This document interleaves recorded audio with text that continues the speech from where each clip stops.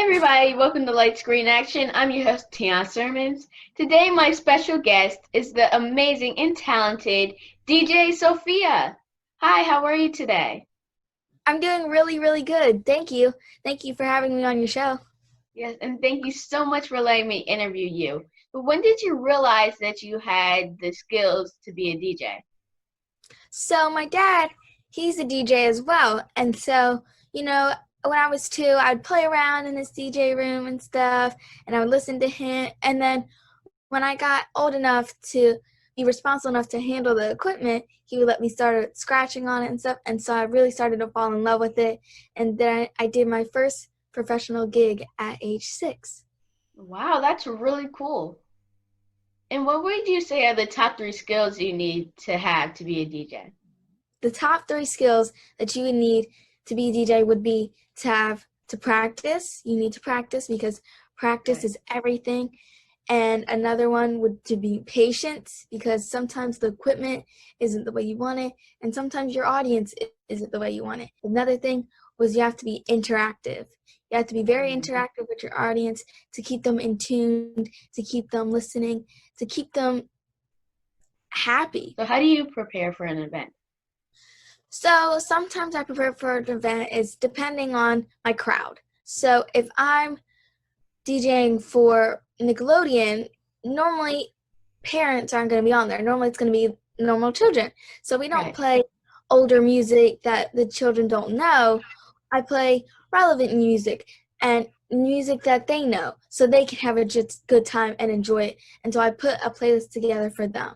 But when I'm doing an event on my platform or somebody else's platform with an older group of people, then I play all types because they like younger music and they know older music. So I can play all types, I can go all around with it, and then it makes everybody happy, and it makes me happy to see that other people are having a good time. And do you prefer using your own playlist or just doing it like freestyle? Sometimes it depends. Sometimes I like making a playlist just so I can have a base structure of stuff that I think I'm going to go through and stuff. And then sometimes I do it freestyle off the back. It just depends on how we're going with things. And sometimes I might switch up the playlist and go a little freestyle and then go back into the playlist. So it's a bit of a mix-up and stuff. So I really enjoy doing freestyle and the playlist. So how do you stay up to date on music? I stay up to date because we go into our computers and stuff, and we have a little program, and we look at all the top relevant music that people are really enjoying. And sometimes you can tell when you're in the car and you're listening to music, even though right now we're not really going to a lot of places, but still when we do get in the car, we do listen to the top hits and stuff like that and say, hey, what are people really enjoying that I can play in my mix? What are people really like? What's on the top charts of Billboard 100 and stuff like that that people really like to hear? So we listen to that, and then we stay up to date on everything. We download the music to our computer, and we just go with it. We roll with it, and we have a good time with it. Yeah. And how do you practice for doing DJing? Do you take classes or is it just practicing? So my dad, he's my teacher. So my dad, he works with me all the time, and he's like, sometimes, hey, maybe you can try this new scratch. Hey, maybe you can beat the beat up this way. Maybe you can do this and that. And so he teaches me a lot of the stuff that I know today. He's teaching me all the stuff I know for today. And sometimes some of his friends will come over, not really anymore now, but sometimes they would come over and give me some like enhancements and say, hey, you can do this and stuff like that. But mainly it's him. I've never had any classes by DJing besides DJ Dad 101. But what's it called? Besides that, that's how we practice. And then sometimes he'll give me a routine to practice, and I'll practice on that until I get it down, and then we can perform it. Well, what does music mean to you? So it's a way to almost relax, to let loose, forget about everything that's going on, and think about the positive side. Think about all the music that makes you happy. Think about all the music that reminds you of good times and everything, and can bring back more good times and more new memories. So music is just such a great thing that I love to play, that I love everybody to have fun with. So that's what music means to me. It's such a great way of having fun and bringing new great memories. Very inspiring. Thank you. So have you done any virtual events prior to COVID-19? Now we've not have any virtual concerts or any virtual events prior to COVID-19. So this is a new beginning for me. But what would you say is the pros and cons between going to a live event where you get to see people and a virtual event? So a live event, I like it a little more because you can say, hey, make some noise if you're having fun or something like that. You can do that and you'll have someone talking back to you. In a virtual thing, you can, but when we go live on Instagram Live and stuff like that, you're not able to talk back to people. And so it's like, make some noise. Yeah, you can't make noise to me. Yeah. So sort of like that. And so but then I do like virtual because we can have our equipment in one spot and we don't have to pack it up in the car and drive out and wake up early in the morning to drive out and stuff like that and set it all up. Because we normally get to our events hour, 2 hours early so we can set up the equipment, so we can have sound checks and stuff. Here, we can do sound check like 10 minutes before and have it ready to go. And we already have our sound checks ready because it's not like it's new people, new places. So now we're ready to go at all times and we're still at the comfort of our home. So those are some of the pros and cons that I like about virtual and going out. Yeah, I really liked how you were talking about the make some noise. Like when no one can respond, but at least you have the comments so like they can say, "Go Sophia," inside the comments. Mhm. Yeah. But what has been that one event that you DJ'd at that just blew your mind, and why was it so special to you? I did the New York Knicks game at Madison Square Garden.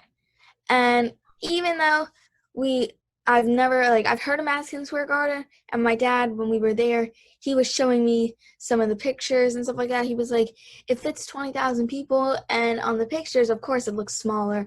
And I was like, oh, okay, it's so fine. And then when we got there, it was huge and humongous, and I was like, we had a full packed house, and I really enjoyed that set because it was like some of the biggest crowds that I've ever performed for and stuff like that, besides on like TV and stuff, live crowds that I've performed for. And I really enjoyed that because it makes me feel like I was up on the big Megatron and stuff. And so I really had fun with that. And that was one of the gigs, one of the events that really stood out to me because I really had a good time there and I was really happy and really enjoyed that one. So you are definitely an inspiration, but let's talk about your inspirations. 'Cause I know that you look up to DJ Active, DJ Jazzy Jeff, and your dad, of course. What is something that you've learned or admire about each of them? So DJ Active, we worked with him before, and we've met him a couple times and stuff like that. Some things I admire about DJ Active is stuff that his cuts and his scratching is so precise. And so every time I get to see him live and in person, I pay close attention of what scratches does he do that I can incorporate in my mixes. What turns and what different tricks does he do that I can try and incorporate? And same goes along with DJ Jazzy Jeff. He's a tour DJ, and so is DJ Active.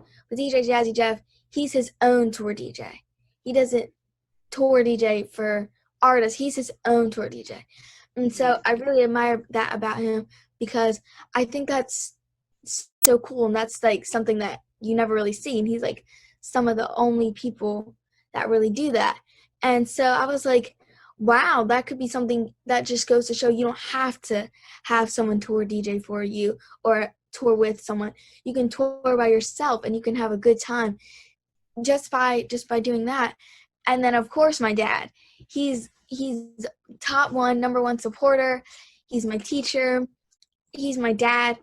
I mean, I love him, and I have such a great time with him every day, and every time he practices with me and stuff like that. And he still teaches me new stuff to this day. And stuff. A lot of people give me comments and say, "Your dad is such a great teacher" and stuff like that. And I enjoy hearing that because it makes me feel good that I have someone that really, really enjoys DJing and is passing the torch down to me. And so I really enjoy that about my dad. One thing that I learned is that you're never too young to use your gifts, like yours, DJing, to just speak up for what's right. And I saw that you recently did a DJ segment for George Floyd. So how Yes. did you create the different music to use for that? So we sat down and I really thought in my head, I was like, what can I do to let people know? Because I had to use my platform. We have to use your platform to get the word across that all lives matter. Not just Black lives, not just Latino lives, everybody's life matters. And so I had to get the word across. And so we used our set and we were like, I was like, let me think of some things that I could put together to say, hey, this is what's going on, and we really care and we really enjoy it. And so let's do this. And so I thought of some songs that say different things and stuff like that are like, hey, this isn't right and stuff like that. And so we used some of those songs, and I really enjoyed that mix because it opened a lot of eyes to people that it's not just adults that have to go through this. It's kids as well, and it's everybody that has to go through it. And so I wanted to make a difference that this can't go on. This has to stop, and everything has to stop. We have to be one as a nation and as each other. And I mean, no matter what skin tone you are, no matter what you are, everybody is loved.